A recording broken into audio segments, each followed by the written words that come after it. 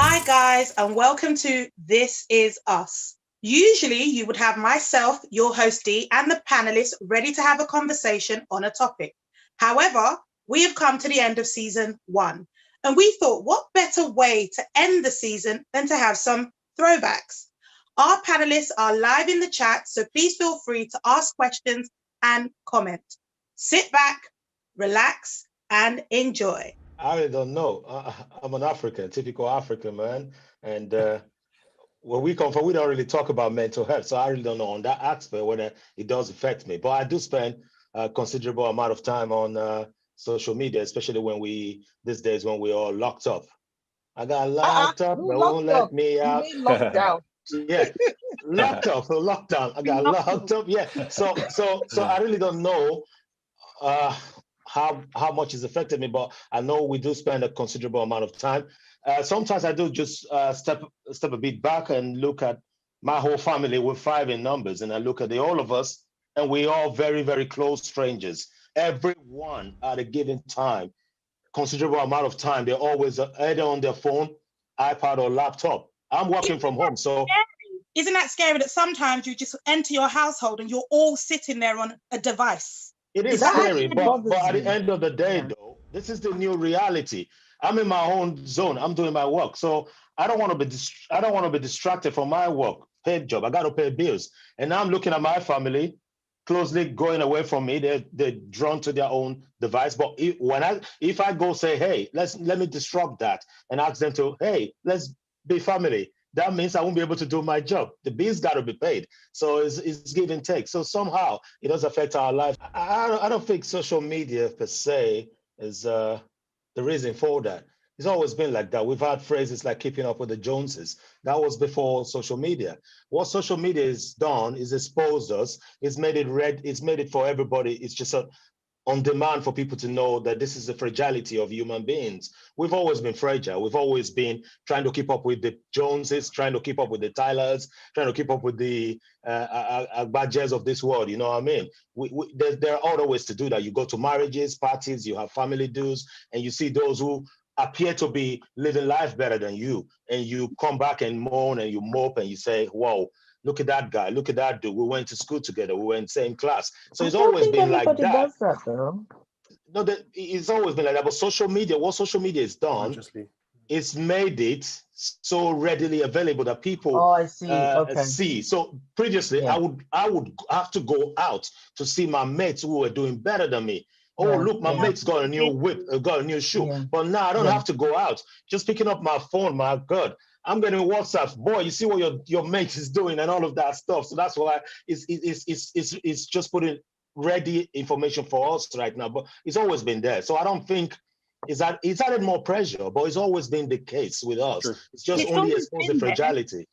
It's always been there. But as I said, for the youth, they've now, as you said, we'd have to go out to see what people are sort of comparing themselves to. Yeah. But for the Mm. youth, they've got it readily in front of them. They're in their houses thinking, oh, let me do my hair to look like this person. Let me do my makeup. Yeah. Let me cut my hair to look like this person. Mm. So Is that really going to be, is that any good for their mental health? it's all about managed expectations. I've got a daughter who's I hope I remember how old she is. She won't whip me for this. She's Hey, 14. She's teenage 14. She baby. just Watching on. Are you sure? she just turned 14, so she should be in bed. I She should hope be, she's what's the watching. time? Yeah, I'm What do you that mean kind in of good. bed? I'm that kind of good dad. She goes to bed quick. Anyway, I've had conversations with my daughter where she's got nice hair, and I noticed one time she wanted to make her hair in a certain way, and I realized it must have been coming from friends on social media. This is Yeah. somebody who's got like she's only got one post on Instagram, and she's got more than 4,000 friends. I've got more than 600 posts. I've got less than 400 friends, so I'm jealous of her.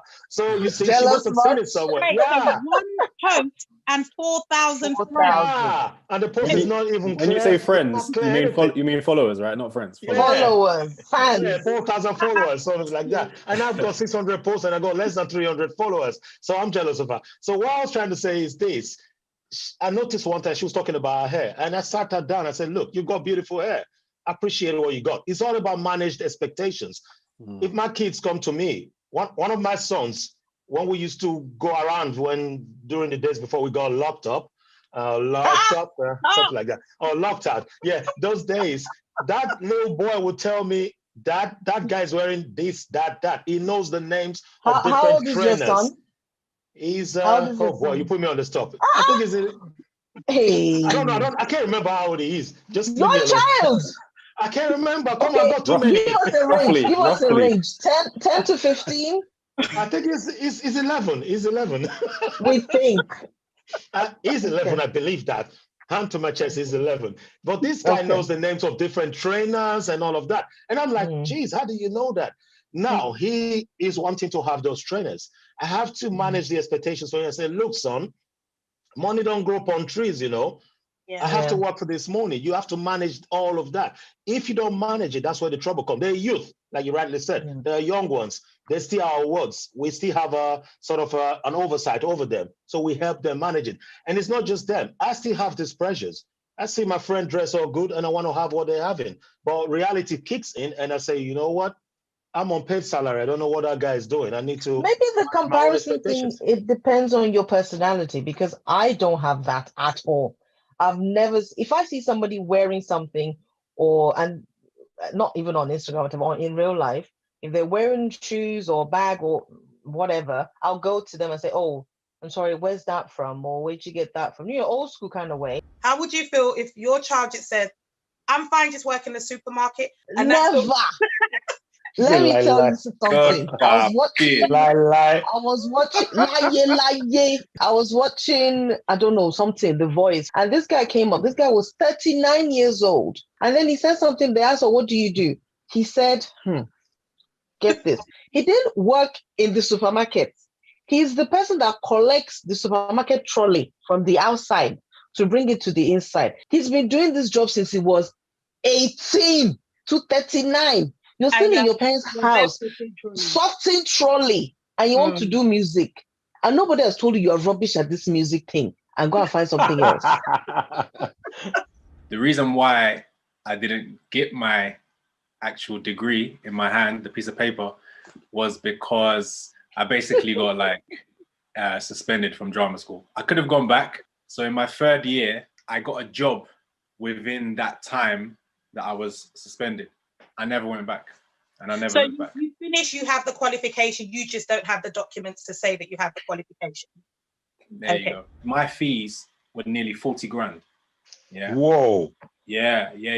There's roughly about 10K a year. Sorry, Tyler, whether you got suspended or not, for the amount you paid, I think you need to go back on that, collect your papers, because you paid for that documentation. They need to give that to you. But the irony is that I've never needed that paperwork. When you go into an audition, they don't ask you if you've got a degree. Jude, do you think university is overrated? From what you guys have just been saying, especially the connection bit, and you spoke about jobs, it seems like it's kind of overrated. We're paying thousands of pounds to go get a degree just because we wanted to be in some certain class or learn how to cook or eat jollof rice. So it is overrated somehow. That I would. This is what I would take. This is what I won't take. If we're talking about the beginning of things, when you first see a man or a woman, you first of all get attracted to them by their looks, and you don't just see the other aspect of things. You get attracted by the looks. I've never done looks. Because what you're just saying now, you can't get that from the day one. It's only when you start courting, that's when you get all of that. That's when you need to start opening it. Don't forget the man. It's grown under different family values, and you've grown under different values, and you're both adults, and you like each other. You're coming together, man. You've got your own set of values. I've got my own set of values. Not all of these come out all together. Whether you use the term gloss over or not, we tend to tell ourselves a lot of stories. So the stories we pen, because I'm going out hunting, I want to hunt for you. I'm definitely going to be hiding. Yeah, it's fact. We're hunting. You must. That's the basic animal thing. We're hunting. I see a beautiful thing. When you go out hunting, the first thing you're looking for is this woman attractive? Yeah. No, yeah, exactly. Look at it this way. Just take it as we're basic animals or basic instincts for food, shelter, and sex. When I see a woman, the first thing as a man. Animal. Well, human. Okay, let's say we're human animals now. Sorry for that. Now, I see a woman or I see a man that I like. If I was into men, I first of all go for the looks. Wow, that's a physique. That's a face that I like. Then I start concocting stories that I will tell that person. Tell them stories. You don't just tell your whole life. because humans me like make stories. them up. Yeah, no, you don't make them up. What I'm trying to say is Okay. you have to string your words together. They become stories. I can't just tell you my generation from day one. No, I'll tell you stories. I'm Mark. I'm a banker. I start telling you all the interesting things I do. You start selling yourself. It's only when we start courting, you start seeing the quirkiness, the goofiness, and all of other things. And they don't come out all the same time. When you finally accept each other to get married or whatever, or civil partnership, then these other attributes come out. Why? By the time they come out, it might be far too late. Don't forget your different values. You born from different values. So that's the thing I'm trying to say. At the first instance, it's the face for it. Why would I start chasing a woman if at the end of the day, it's not about me getting her back on the bed? That's the fact. I don't just start chasing a woman because I see you today, I want to marry you. The first animal instinct is that. It's fact. It's to get you into bed. Is that what you just said? Did you, sorry, D, did you say your first instinct as an animal is to get the woman into bed? If I'm into men, I want to get the man's back on the bed as well. Simple. So that's it. And then, that's and then if the relationship happens, it happens. I'm not in the relationship to be a friend to you as a banker. I don't want a banker as a friend. I see a pretty woman. Whoa, bed. Simple. I don't start taking money. I disagree. That's it. I disagree. Tyler, please disagree. Hurry up. I hear what you're saying. But I think. Okay, cool. Let's be real, yeah. Back in the day when I had them kind of thoughts, if I see that kind of thoughts. That's not the person I'm marrying. That's not for me. If I'm seeing, that's my first thought. That's not the person I'm marrying. Real talk. Because when I think back to when I first saw my wife, it wasn't them thoughts. It was like raw. Well, this is how I see a friend. As in, if I fall on the floor, rather than laugh, you fall on the floor with me. So if something happens, you laugh together. First, we hold each other. No, I will laugh first before. Yeah, laugh first. Simple as that. It's fact. I will laugh. I'll take you will laugh first. Take video. Hey. And then pick you up. Yes. I believe a true friend is someone that you can spend one-on-one time with, whether that be talking on the phone, doing a Zoom call for, or meeting up in person. If you can't spend one-on-one time with each other and actually chill and not feel no pressure to speak or to constantly be speaking or cracking jokes, whatever it is, just literally chilling out, doing nothing. They're over there, you're there, you're just, hanging out. That to me is a sign of true friendship, because I've got so many friends. Choosing friends at this stage, man, ain't my priority. We have what we call businesses, acquaintances, and I still got my friends in my life. Don't get me wrong, people we grew up together with, but we talk every day. It's mainly them calling. I don't think if I go through all my phone content, I will pick one out and I will say, you know what, I can't do without chatting with this one. I don't love you. If I love you, I'll be on your phone calling you all the day. Do I do that? No. Do I care whether you're? No, it's fact. Because pressures of life. You don't love them. Yes. I have to be truthful, because if you love people, you'll be there for them whenever and wherever. I am not that at the moment, so I can't lie about that. So you see where I'm going. That doesn't mean that you don't love them. The love for friendship is different. It's different to the sort of love we have for like our family. People you love, you want to lay your life down for. I would ride and die. I will stand with my guys, but I'm saying priorities have changed, and they understand as well. I'm pretty sure if I was asking them today, they'll be saying similar things like, because we cannot do that while we was young, what we were doing then, it's kind of dropped out. No, but I understand that. But what I'm saying is, it doesn't change the love that you. It's probably the love for each other is why you have that understanding now. Probably. So you've grown up. You've figured out that you're married. Your friends are married. You've all got your children. You've got life to live. But if you were to call your friends, my guy, let's meet up for a drink, they'd probably say, okay. But then you go back to your lives afterwards. But the mere fact, I'll tell you, my guys will tell you, if we call you, you don't come out anyway. So I'm out of that. So what if your wife had a BFF? So not just a friend, a best friend that was a male. Okay, I hear you. I hear what you're saying. My wife does have male friends, and they've been friends from before me and her were together. I wouldn't necessarily say they're like BFFs, but they used to go like theater together and stuff like that, and they're really good friends. And I have no issue with that whatsoever, because he knows me, we've met, we've chilled, you know what I mean? Of course, I would always ask the question, like, has there ever been any history? Yeah. If they turn around and she said yes, there Would has. that make a difference? Yeah, Definitely will. If you want me to be honest, yes, it would make a difference, and I would expect it to make a difference for vice versa as well. Because like, okay, yeah, they're really good friends now, but they used to get it on back in the day. I'm not going to feel comfortable with that.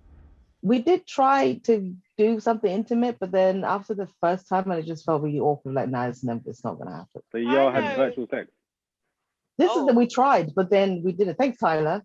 We tried, but we didn't. It just wasn't. So you guys are pioneers, though. Good. You're pioneers. No. You're pioneers. You saw the pre-COVID time. So yeah, fine. Well done. No, it didn't happen. It just didn't happen. I felt so stupid. Like, I can't explain how stupid I felt. But there are you just people do something that's you hate how yourself. they get through it. There are people that do the whole. Yeah, those are the same people that now buy virtual reality sex thingies you wear on your face. And wow. Yeah, those are those same people. I'm not one of them. No. So it just depends on. It works for some people. It did work for us. So we had to make sure we saw each other regularly, not physically, rather than all that. And it wasn't the easiest thing because it's 12-hour flight. So you get there. When I get there, I'm tired, I'm irritable, I smell of plane. It's just, so for the first day, I'm a complete, like, don't touch me, don't talk to me, don't, but then, so whenever I'd go for like at least 2 weeks, so at least it feels like I've settled in a little bit, but it wasn't easy.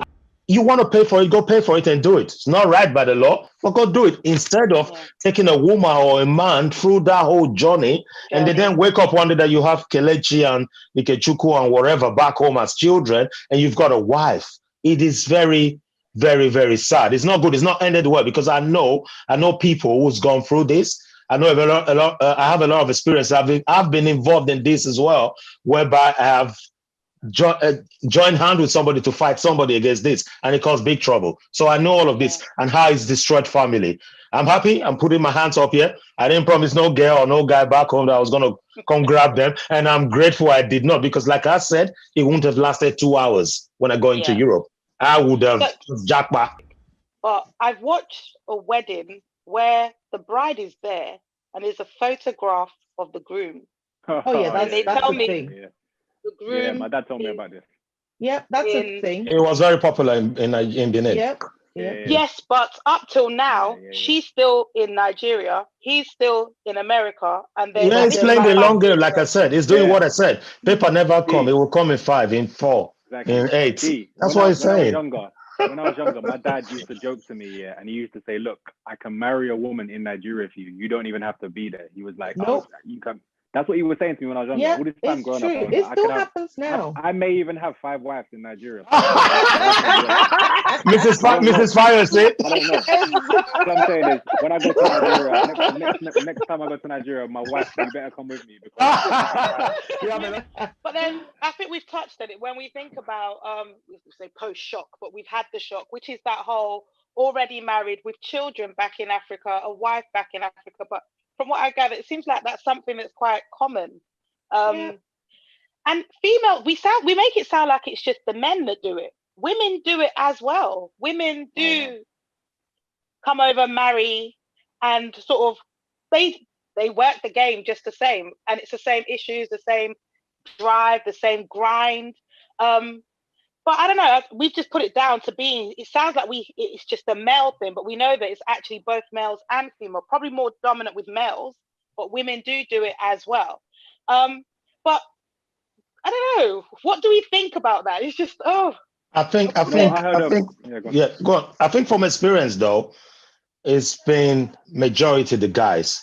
So that's why it is. The women that I know about, from the stories I've heard as well, they normally don't set out to do that deception, because there's already this bond between them and their partner, whether they were married back home, that I'm going to do this also. Maybe she got a visa to go study and all of that. So there was that expectation. And I'll tell you, a few of those stories I know from the women's side, when push came to shove, they just ended the relationship back home and continued there. They didn't keep them. Maybe they are there, I don't know. But the ones I'm aware of, they didn't continue the one back home. They just say, you know what? Work. That's where it ends. They continue with this one. But it was always the guys. Majority of them was the ones who were able to juggle and keep one in Kanu and one in London and one in America. Some names, especially what I've seen when it comes to like African names, is people are lazy, but they if they try, they'll be able to get it right because they can pronounce those Russian, those Russian names. You know what I mean? That are hard to pronounce. Those Russian names with all them consonants. Yeah. I don't think it's clear cut and easy like that.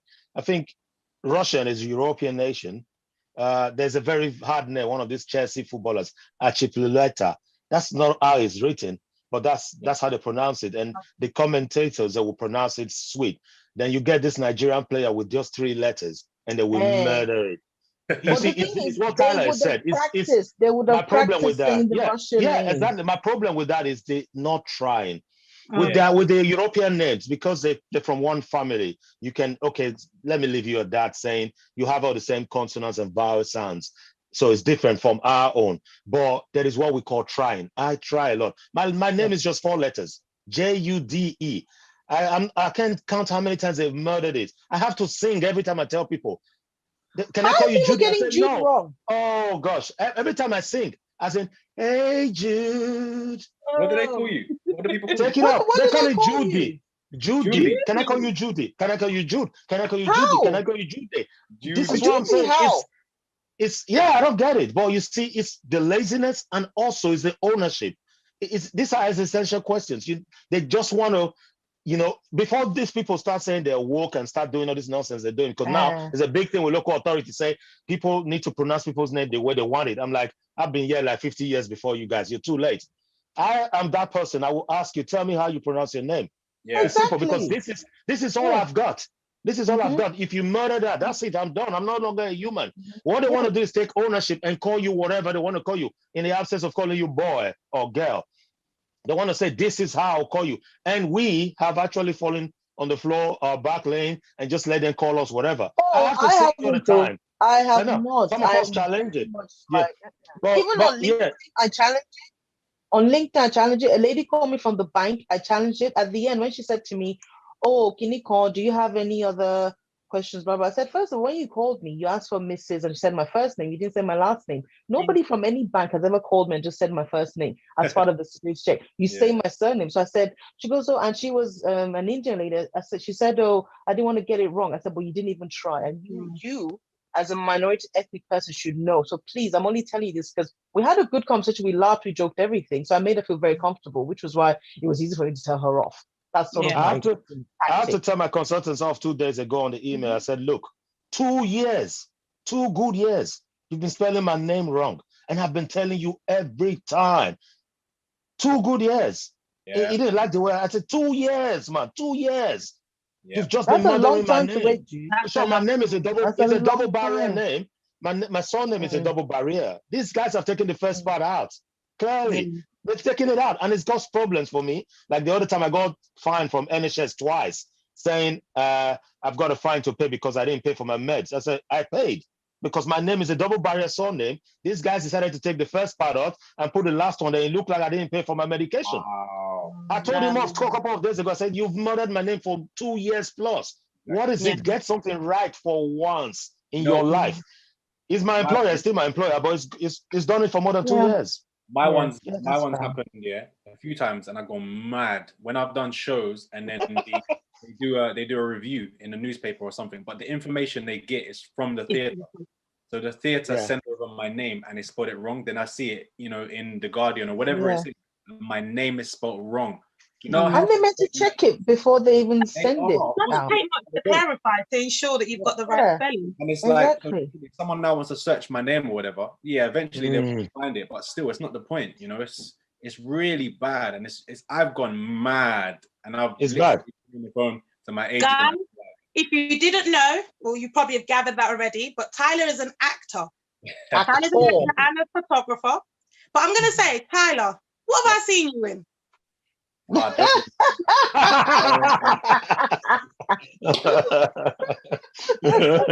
you been in any Nollywood movie, any Nigerian movie, any wow. Nigerian movie that I don't see?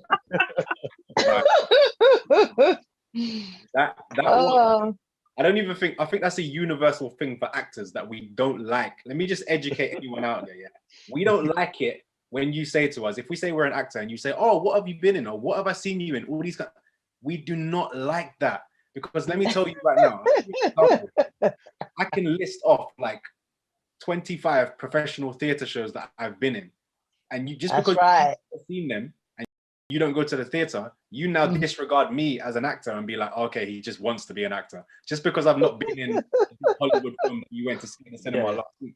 This is how people's mindset works. They're testing you by what you say. If you now say, I've been in this, I've been in James Bond movie, this, that, oh, you're an actor. But yet, if you've been, you just told you was an actor. You know when you meet a doctor and you say, and they say they're a doctor, you don't say, oh, what have you? What have you cured? You've got a thing about fingernails. Am I not correct? First of all, disclaimer: I don't got a problem with fingernails. I got a problem with people that choose their nails, and then you say, like, where's that gone? So for me, is that whole I don't know. The one is worse. Which one is worse? Is it spitting it out or swallowing it? Sorry.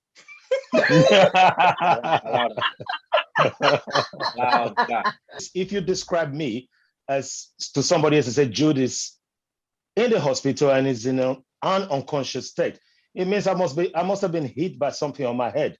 I'm in an unconscious state, semi-vegetative state. So I really don't know what's going on. Sigmund Freud, yes, who started with the whole unconscious thingy, he said those things lie dormant in us, that they sometimes make us do what we do, but we don't have control of them. But my disagreement with it is, for Christ's sake, if somebody has done monkey chants at me when we were at the games, come on, man, you were very conscious of what you were doing. You know the implications. So I wouldn't like you to hide behind that term or slogan and go sit in one classroom and do some training and get over it. No, I would really like to knock you in the head if I could. But obviously that would be assault in itself. So that's why I don't think there are little things there that people will term or people will do, and it's just because of what they've been taught. A child is born, a child has got a blank space or blank slate or whatever. Don't teach that child nothing. That child will never learn to hate. We are taught all of these things. Like me, for example, people see me and I said, I've never smoked weed in my life. They do not believe it. What? Black man, big beard, everything, you've not smoked weed? I said, no, I've never. And I still, even when I smoked cigarette, I still hid it from my elder brothers. But these are all the subtle ways that it happens. But it is learned and it's been taught. So that's why I don't like the word unconscious bias. It's just a catchphrase. Perhaps maybe it's just the word used. So rather than unconscious, they need to find a different word to define. No, not really a different. I don't want you to hide behind any word. These are bad attitudes. These are bad characters. If someone goes into the shop and shoplifts. Upon the years. So something that's been sort of institutionalized into people. They've been, as they've grown up, it's just been put upon them. They don't realize they're doing it, but it's something that they need to start taking action towards. I've been to places before and I've got really upset where it's come up to me, like a white person has come up to me and said, oh, have you got any drugs? As in, because they want to buy drugs from me. They presumed. Again, I've never done drugs in my life, but yet on a number of occasions, I've had people come up to me, say if I'm in an area where there may not be many black people around, or if I'm abroad or whatever, people ask me for drugs. It's like, it's crazy, man. And it makes me so angry. You know, there's this thing of black time. You know, we as black people talk about that.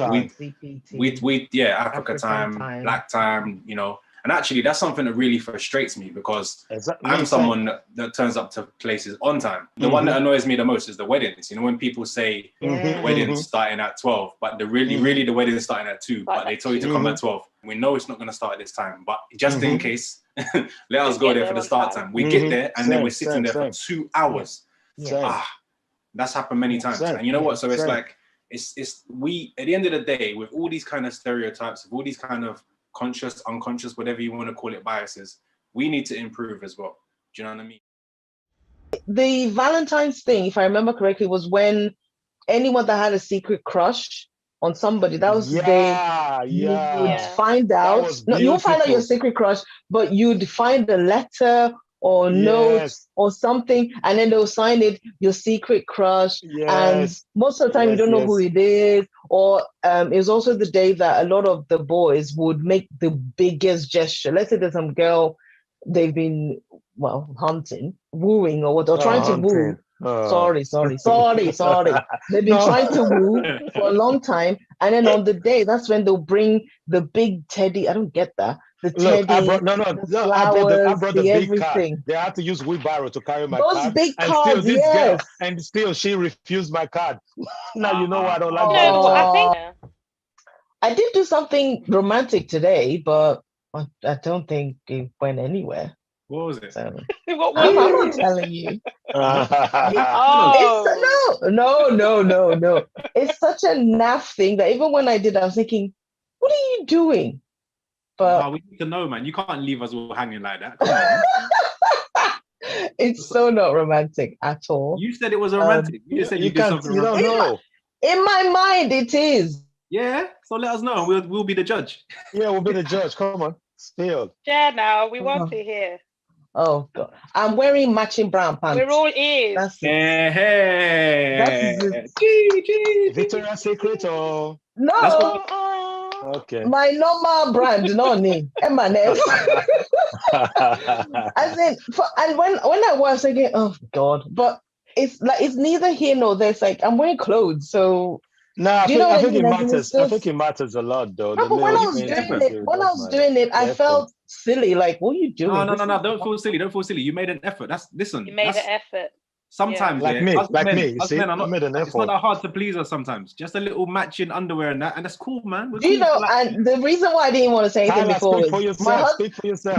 My husband's watching, so this is the first he would know about this whole matching undies thing. Going to have fun I tonight. told you, we haven't done Valentine's because he's been busy doing orders for food and stuff, so he's tired, just chilling. So it couldn't be less romantic as a night in terms of tiredness and everything else. But I do need to be more. Watch this space. By the end of this year, I'll be one of those extra She'll be writing people. poetry. I'll be reciting the poetry. I'll be doing is it flash dance? What do they call it? Flash mob. You know when they just start dancing, you see me do Viewers, we're gonna have an evening with G. Poetry, recited, love and romance. I can tell you, the Valentine's thing, if I remember correctly, was when anyone that had a secret crush on somebody, that was the day you would find out. No, you won't find out your secret crush, but you'd find a letter. You were out looking for who gave me that and who gave me that. Yeah. Because it was anonymous. That was the phone in it. I remember quite all right now. We did that in secondary school. You send the gift and you don't put your name and they start looking for clues. Exactly. It was a shortbread generation. So if you were able to afford shortbread, then you have a girlfriend. When I came to England, I walked into Lidl. I saw shortbread was like 20p. I was like, people were getting late for 20p. What the hell? I spent the day with some friends. Well, we went out to the park with some friends who aren't married, single, and it was a case of, okay, happy Valentine's. We spent some time together, and then afterwards I came home. It's a case of, if you choose, I don't know, for Valentine's Day, I think there's nothing wrong with you saying, well, you're single, I'm single, let's spend some time together and do each other's hair, nails. It's not a pity party it's just, let's spend time together with somebody that we love. That's how I see it. I don't know. I think, Jude, you might be seeing it in a different way, but I just think there's nothing wrong with spending Valentine's with your friends. I'm just saying that's how witchcraft started. Anyway. No. I'm joking. No. Yeah, there's nothing wrong with that. There's definitely nothing wrong with that. There's nothing wrong with spending that time with your friend. No, there's nothing wrong with that. But you do that. The point I'm trying to make is nothing wrong. you do that every day. So why on the 14th you want to bring all of that hassles to yourself? Because people get this. This is what I'm saying. I'm trying. But then why do we go out exactly. for dinners I'm on trying the 14th? to avoid. Why do we do roses? No. That's why I don't do it. I'm trying to avoid disappointment. Tyler talked about expectations. This is the point. Yeah. If I give you a rose today, look, I don't do anniversaries. I don't do birthdays. My wife knows. I don't do any of. Oh, I'm not joking. What's the matter? Why not? Not even for your kids. I told you before. Oh, my kids Are you, don't do birthdays. Are you Jehovah's Witness? I would have loved to be. My kids don't celebrate because parties. I know they don't celebrate. Listen to me. The reason I'm saying this, it's part of my nurture and nature. It's all bringing. It's part of all of that stuff. Yeah. And I don't like to be disappointed. Bro, I don't like to be disappointed, and I don't want to disappoint people. I know humans. I know how sometimes humans can be very, very fragile. I've known these things, and I've been disappointed. I don't want that. I don't want to give you a rose today, and I forget tomorrow. Oh, honey, you didn't know it was our anniversary, and trouble starts from there. Look, I've seen people go holidays to America, and they forget something, and the whole marriage just crashed. This is my life. I'm not saying you must take on my life. I'm just saying, forget about those expectations. Don't get disappointed. What if tomorrow your single friend don't turn up? Because before she was coming, she saw a hunter who just wooed her off her feet. Now you're disappointed. This is what I'm trying. This is life. It happens. You'll be happy for her that she's found a man. It's like the wedding is it. The wedding is the marriage. Once that day's over, we've still got to live. The marriage is meant to be for life. It's like what you call the notice me in Nigeria parlance. So they've noticed me, they've come, they've danced, they've eaten. And then I start counting out the money they spray, and it's not even up to £100 because they were busy spraying $1 bills. If your parents are paying for it or whatnot, whatever, I'm not judging you. Spend £500,000 if you want to. They eat your food, they complain about your food. And then I'm going like 20K in debt. Then I start grumbling. And we could quickly come to blows with that. Trust me, it's happened. And she said, it's not that I don't like sex. I just don't want to have it with people. You see what I'm saying? Yeah, and she said that's the issue with her. She said she does other things to get her own pleasure, but she doesn't want that physicality with people anymore. And I thought at a point, I got to that stage as well during the lockdown because of work. As much as we're sitting next to each other, we're not communicating. We're not talking. We're not, because I'm sitting there still working. It will be more difficult if two people work shifts. If two, so if both, and like Tyler's one is when one goes far away for a month or 2 months. Honestly speaking, I don't know how I'd be able to do that. There's odd little things you could do, like the whole, because I don't know if I want to go there, but go on. Let me set the scene, right? Okay.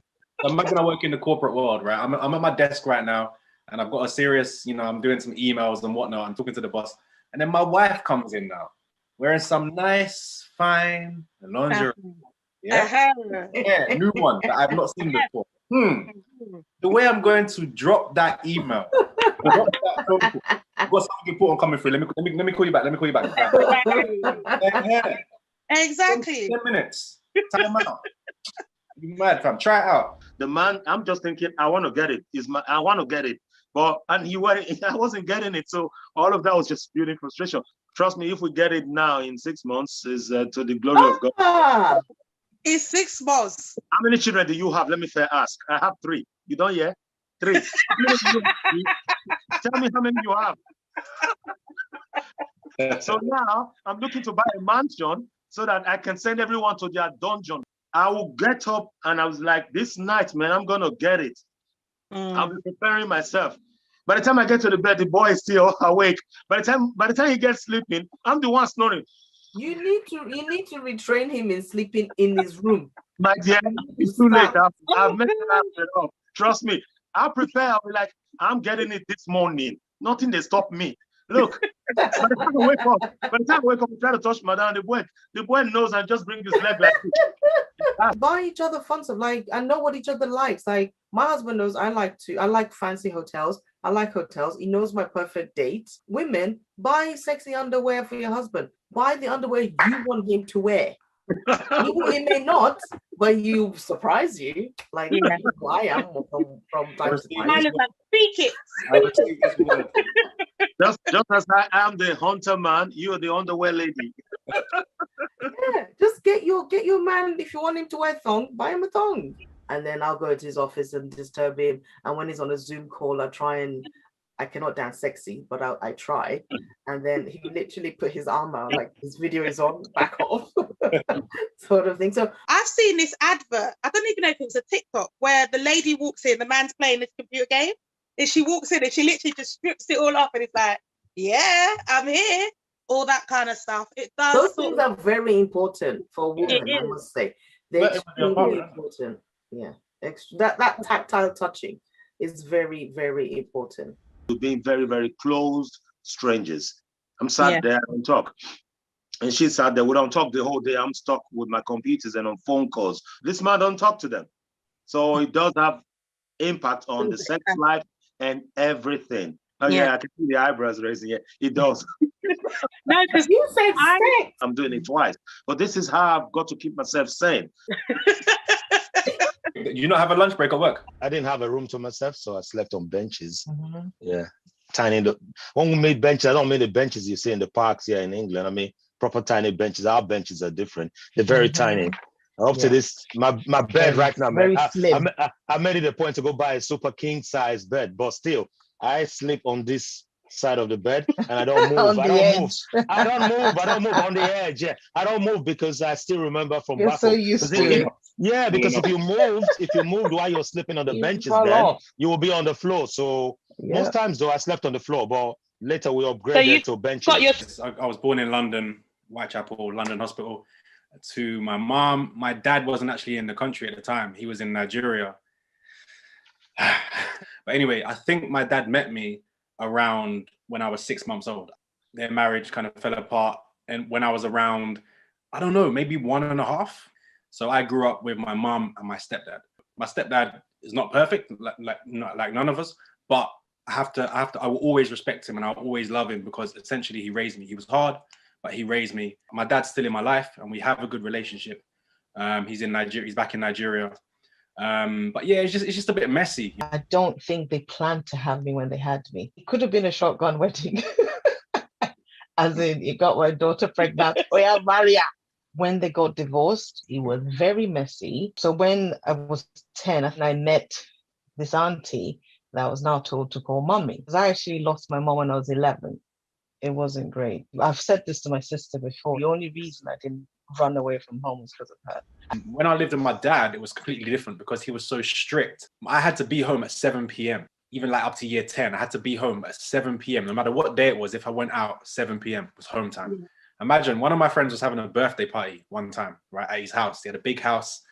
Everyone was going. I went to the party and then it obviously came to like near 7 p.m. It only took me like 10 minutes to get home. Did I go home? No, I didn't because I wanted to enjoy the party. That's and because I knew my dad was going to beat me, I stayed there all weekend. All weekend. That's a real story. I didn't go home. Once I was like 19 or 20, my younger one had done something wrong and he wanted me to go grab him, bring him so he can beat him. And I ran to that one. I said, run. And he saw me do that. And I came back and I had the cheek to say to him, I not see Henry. So I not see him. So what? And he started to whip me. Unknown to him, I think I was having a girl come see me that time. To the sight of that girl and her friends coming, just pour me on and I grabbed the belt. Nice. My brother will watch this. And I whipped him back with it like once or twice. And I said, die here today. I did it because of that girl. Her name is what women can do for men, boy. Her name is Harriet. And I was so angry. As I did that, that was it. I had to leave the house. And I suffered for that because my brother just went through the few clothes that I had and he used scissors and went through all of them. But you took back your power. My mum said, be home by 9.